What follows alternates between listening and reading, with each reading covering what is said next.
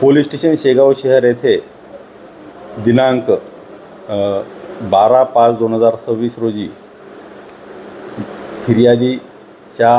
फिर्यादीवरून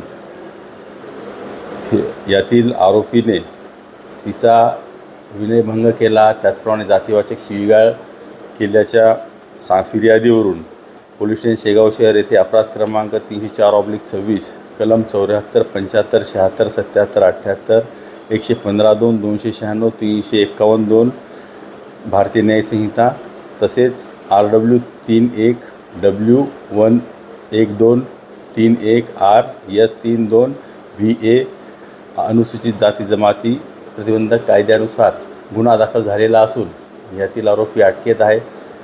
त्याला पुढील कायदेशीर कार्यवाही करण्याकामी न्यायालयात हजर केलेला आहे आणि यात पुढील तपास माननीय ADPO साहेब प्रदीप पाटील साहेब करीत आहेत.